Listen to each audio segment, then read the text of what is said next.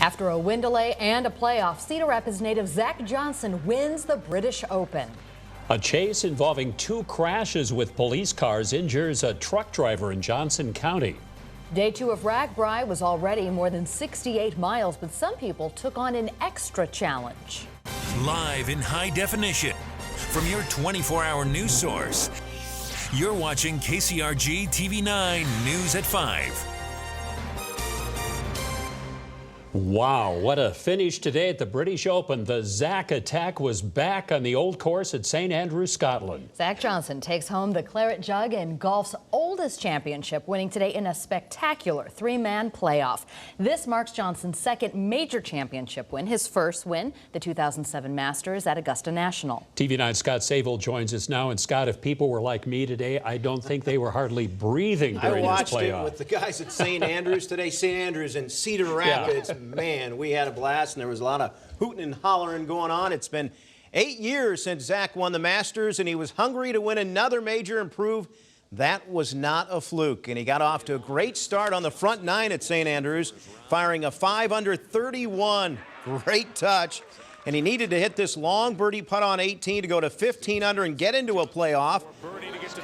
And he got it to join a 4-hole playoff with Mark Leishman and Louis Oosthuizen, and Zach with a birdie on the first playoff hole to take a 1-shot lead. And Oosthuizen needed to hit this birdie putt on the 4th playoff hole to stay alive. It just slides by. And Zach Johnson is your 2015 British Open champion, worth $1.8 million. And he was a little emotional afterward. Hasn't set in yet, Tom, I got to be honest, but I felt great. I mean, I felt great. I was patient. I had some scripture going in my head, and I thank the Lord. I thank my friends. I thank my family. I'm just in awe right now. With the win, he moves from 25th to 12th in the world golf rankings. Of course, we'll have much more coming up in sports. Of course. Great win. Thanks.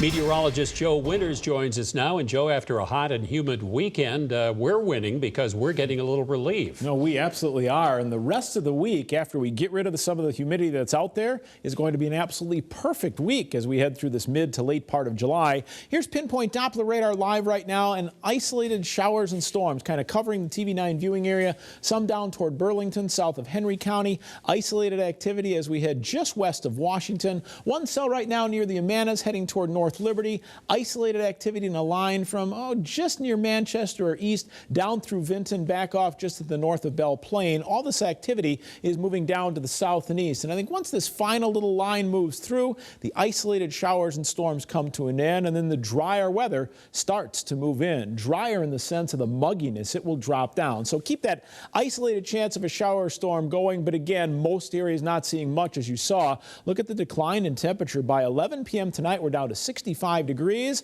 looking at some 50s for overnight lows. Can you turn the air conditioner off? We'll talk about that possibility coming up in a little while. Thank you, Joe. A pickup sideswiped a police car in Johnson County this morning, but the driver kept going, leading police on a chase that ended when he crashed into another police car at North Liberty. The crashes also sent the driver, who police say may have been intoxicated, to the hospital. It happened around 4 this morning when an Iowa City police officer stopped on the side of Highway 218 near Melrose Avenue for an unrelated reason.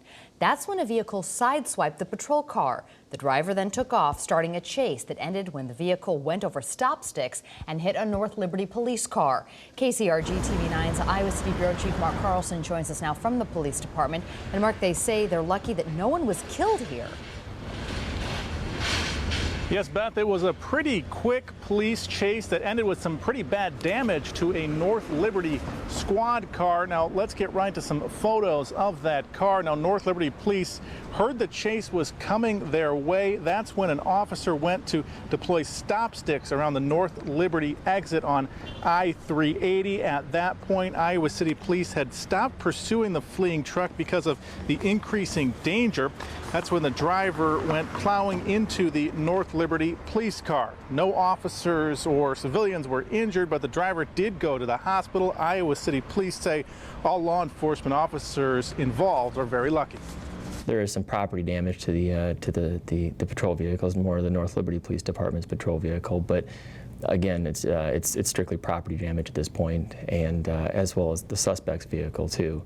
But most importantly, no one was hurt. None of the officers were hurt. None of the citizens in the community. Now, police have not yet released the name of that driver, as they still haven't filed any charges. That's something they're expected to do soon. But again, the driver, just the driver of that pickup, remains in the hospital. We're live in Iowa City tonight. Mark Carlson, KCRG TV9 News. Sioux City police say the driver who hit two people riding on Ragbri yesterday was intoxicated. 36-year-old Cherise Chavez faces charges of second offense drunk driving, failure to obey a police officer, and having no insurance. Police say Chavez drove through an intersection ignoring the officer directing traffic, and her vehicle struck the tandem bike here, as you can see, that was carrying Bruce and Barbara Blair of Hudson, Wisconsin. Police say Chavez then, as you can see here, just drove off. They arrested her a block away from the crash. The Blair couple's injuries were not life-threatening. A local police chaplain is helping protect police officers' lives in other parts of the world. Bill Graham gets used bulletproof vests from the Cedar Rapids and Marion Police Departments and from the Lynn County Sheriff's Department, and then donates them to police officers in other countries. A police officer in the Philippines happened to be wearing one of these vests when he was shot in the chest, and he survived because of the protective gear that Graham had donated. It's a great feeling because there is a brotherhood in law enforcement when you're a police officer, and we kind of try to take care of each other. Graham makes about 3 trips a year to deliver vests to countries like Israel, the Philippines, and Madagascar. An Iowa jury found a former lottery security worker guilty on 2 counts of fraud today. Prosecutors say as a former lottery security official, 52-year-old Eddie Tipton of Norwalk had access to the computer that picked the hot lotto numbers. They also say he bought the $14 million jackpot winning ticket in December of 2010 and say that's him there purchasing it. But Tipton says he wasn't even in Iowa when someone purchased that winning lotto ticket. He did not receive the jackpot. Tipton could spend up to 5 years in prison on each of the 2 counts when sentenced in September. His lawyer says he'll appeal. Hiawatha might be asking voters this fall to approve a new fire station. The city's mostly volunteer department doesn't need a new main station. This would be an additional station. Right now, the department responds to fire and ambulance calls from 10th Avenue. The additional fire station would be several miles to the north, closer to where Hiawatha is growing the fastest. KCRG TV9's Dave Franzman says the plan now is to put the proposal onto the November ballot. Hiawatha's one and only fire station isn't actually that old. It was built in 1999, expanding another station that stood here since the 1970s. It'd be easier, foot slip off the brake or something. But while every major piece of equipment fits inside, it's a tight fit. And when a call comes, there's not a lot of room to maneuver. When you get like a fire or something, we got a lot of bodies running around trying to get all of our equipment on and trying to get things loaded up. It can be pretty tight. But Chief Mike Neslagi says while the $3 million project would provide more room, a more important reason for expansion is safety. Hiawatha firefighters get a call now and say it's the northern edge of the city. They'll come out to the truck or the ambulance, hop in, and it's probably going to take 8 or 9 minutes to get to that scene. Now, in an urban area, that response time is just a little too long. Chief Neslagi says a second station here with equipment and firefighters divided up would probably mean getting to anywhere in the city of 7,000 in under 5 minutes. The city council is expected to approve a November bond issue vote next month. There aren't any cost estimates yet for homeowners, but half the $3 million price tag is expected to come from money Hiawatha set aside after voters countywide adopted a 1-cent local option sales tax in 2011. As I talked to them and explained the circumstances, they all seemed very favorable to it. And Neslagi says he's prepared to do a lot of talking to Hiawatha voters just as soon as the council puts the bond question on the November ballot. Dave Franzman, KCRG TV9 News. Well, Ragbri riders are completing the second day of their trip across Iowa. And today they pedaled more than 68 miles from Storm Lake to Fort Dodge, where they'll be spending the night. But riders did have the option of doing an extra 15 miles on gravel. KCRG TV9's John Campbell found some brave Ragbri riders who tried this extra loop. Nasty skies were chasing riders to the east Monday morning. and eventually clouds became rain. Nothing serious as many cyclists don their rain gear for an hour or so. The rain is keeping us cool. It's all right. It's not bad.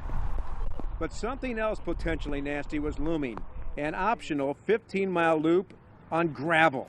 The idea was not winning any straw polls. I don't do gravel. You've not contemplated doing the gravel? Well, yeah, that I contemplated that I'm not doing it, so. Probably not. When I get there, I'll take a look, but probably not. Chances are I won't. When decision time came, most opted not to test the Rocky County roads. But we did catch up with some hardy souls who welcomed the challenge. You're going to do it? Damn straight. Yeah. Dave Yonder from Dubuque, Iowa. This is my 27th Ragbri. I've gotten all 2,700-mile patches, and I'm going to get the gravel patch this year, too. Well, we try a little bit of everything, and right now I'm just following the rest of the group. We have about a group of 4 of us, and I'm just following them. They said turn, and I just turned. Why did you decide to do the gravel loop? Because I'm all about getting that patch. Well, Nicole, this is the first time that Ragbri has ever offered the optional gravel loop. You were right there. Did you try it? No. What's coming up at 6? Tonight at 6, you know, we always talk about pies being the official treat of Ragbri. Well, we're going to talk about the official treat of Iowa and how people on Ragbri from around the country are enjoying something we can only offer here at home. All right, with Nicole Agee, I'm John Campbell. We're riding Ragbri 43 for KCRG TV9. People with disabilities are celebrating today. It's a big anniversary for the Americans with Disabilities Act. And they say they're grateful for that act that allows them to feel more equal to all other Americans. The rain from today's Ragbri ride will be a memory tomorrow. A beautiful forecast, a 73-mile ride from Fort Dodge to Eldora. We'll take a look at our complete workweek forecast next. Keep it here on TV9. Live, on air, and online from your 24-hour news source, Bruce Owney, Beth Malicki, and Chief Meteorologist Joe Winters. This is KCRG TV9 News at 5. Now the first alert forecast with Chief Meteorologist Joe Winters. Throughout the day today, we dealt with some cloudiness and the occasional shower or very isolated thunderstorm that moved through. Here's our Cedar Falls City Cam this afternoon. Notice, though, as we move through the later part of the afternoon, a lot of that activity really kind of dying out up to the north. Now we'll watch these clouds clear off, and we are going to see a very, very nice night. We'll show you where the rain is in a second. Right now, our current reading still rather warm, from 77 in Washington to about 82 degrees in Dubuque. Those dew points still hovering in the mid to upper 60s and some lower 70s. That means the muggy meter still pushing quite a ways around the dial. It's very muggy right now, but a preview as we head through late tonight, tomorrow, Wednesday, and Thursday. And then we're looking at dew points between about 55 and 60, and that's right in the area that we like to call comfortable. Take a look right now at where the rain fell across portions of eastern Iowa, and we had almost 0.2 of an inch in some areas, as you see, very isolated as we move up toward Waterloo. Right now, pinpoint Doppler radar still has some of those isolated showers and storms out there. Let's take a look. We have down to the south, as we can see, most of the heavier activity just beginning to move from Burlington toward Fort Madison, heading into Missouri and Illinois. Scattered activity just off to the west of Washington near Ottumwa right now. Very isolated as far as thunderstorms are concerned. And then north of Belle Plaine, some scattered showers, as we see now just off to the east of Cedar Rapids, maybe near Palo. Heading up as we head into northern areas of Lynn County, then back into portions of Dubuque County. Very, very isolated. As they move down to the south, I'm not going to rule out an isolated shower or storm moving through, but again, if you're heading to the north right now, Waterloo, Decorah, you've seen that chance of rain come to an end, and we should see dry conditions for the remainder of the evening. Pinpoint Futurecast really shows that. Here's that clearing that's moving in. There's the isolated nature by about 9 o'clock tonight. That's gone. Mostly clear skies start to develop, and we will turn mostly clear during the overnight hours. Those dew points will be dropping, and it'll be very comfortable. We will see plenty of sunshine on our Tuesday. First alert forecast heading through tonight, down in the mid to to upper 50s, very light winds. Those isolated showers come to an end. Mostly clear skies develop. Highs tomorrow from 77 to 80, and with the dew points down in the 50s, not only mostly sunny, but very comfortable. Light winds as well out of the north, about 5 to 10. There's the extended forecast. Quiet conditions Wednesday, 80 degrees, 82 degrees on Thursday. Of course, later this week, the great Jones County Fair is underway, and it looks good as we head into Friday. You will notice, though, a little more mugginess Friday and Saturday, and as we head into Saturday and Sunday, that chance of a few isolated showers and storms once again redevelop in the first alert forecast. Bruce and Beth are back with more next. Keep it here on TV9. Several hundred people watched as 3 Cuban soldiers raised the Cuban flag over Washington, D.C. today. Earlier today, an agreement to restore normal diplomatic ties between Washington and Havana took effect. The two countries cut ties back in 1961 when Fidel Castro banished U.S. diplomats, calling the American embassy a nest of spies. In Havana, Cuban workers and diplomats have been preparing everything from new business cards to their embassy's new sign. By mid-morning, Cuba had pulled back several of the 8 security guards who had stood watch over what is now the U.S. embassy there. And Cuba has finally found a bank that will let people make transactions with the U.S., which was a major obstacle in reconciling ties between the countries. Secretary of State John Kerry says today's agreement is a big step forward. Today, with the opening of our embassies and the visit of the foreign minister, we are taking an historic and long overdue step in the right direction. To keep moving forward, both governments must proceed in a spirit of openness and mutual respect. But critics, including several Republican presidential candidates, say Cuba has not yet done enough to earn a new relationship with the United States. Thousands of protesters clashed with police today in Istanbul to denounce an attack in southeastern Turkey. An explosion near the Syria-Turkey border killed 31 people and injured 100 others.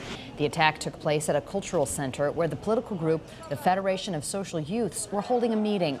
No one has claimed responsibility, but one senior government official suspects ISIS is behind the blast. The family of the gunman in last week's massacre in Chattanooga, Tennessee, says Mohammed Abdulaziz was suffering from depression. They say Abdulaziz was self-medicating with drugs and alcohol, including several prescribed medications. Federal agents also searched his home and found writings they believe were by him, but they're not saying what was in those writings. 4 Marines and 1 sailor died in Friday's attack at a military recruiting center and another at a Marine Navy reserve station in Chattanooga. Today marks a big anniversary for people with disabilities in the U.S. Today is 25 years for the Americans with Disabilities Act. Hear from one Iowan who is celebrating next here on TV9.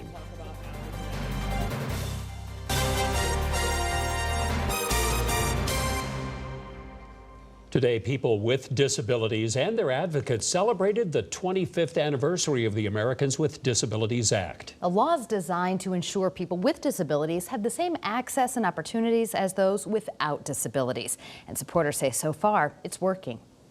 I'll be able to get a job. I will be able to make sure that I can do what I need to do to make sure that I'm living the life that I like. Talk about hours and hours and hours and hours. Tyler Brennan says the Americans with Disabilities Act means he won't be turned down for a job because of his condition. ADHD, autism, and depression, anxiety. The ADA also guarantees equal access, requiring things like wheelchair ramps on sidewalks and designated parking spots. Throughout Iowa, there's been tremendous participation in enforcing the ADA, making the requirements of the law come a reality, whether that be public transportation, access to buildings, access to public schools. Brennan is hoping to hear back about a job at GameStop.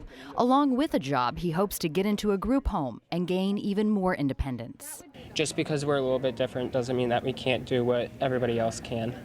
And I think that a lot of people don't realize that we may have little odds and ends that make us different, but we're still like everybody else. And now here's a look at some of what you'll see at 5:30 on ABC. Coming up, the dangerous blast of heat getting worse. 19 states, a witness smashing through a window to get to a child, power lines on fire, and the flooding the major bridge giving out. And the man fighting off the shark in the water, the unbelievable scene, and you'll see it next. Recapping today's top story, Cedar Rapids native Zach Johnson grabbed the claret jug at the Old Course in St. Andrews, Scotland. The British Open marks Johnson's second major championship win. His first win was in the 2007 Masters at Augusta National. And let's get a final word on the weather from Joe. It's getting drier outside. That isolated chance of a shower or storm diminishes. As you see from our Waverly City cam, some clearing moving into the north. That will overtake the state by morning, 59. More details at 6. Thanks, Joe. And now we go to ABC in New York.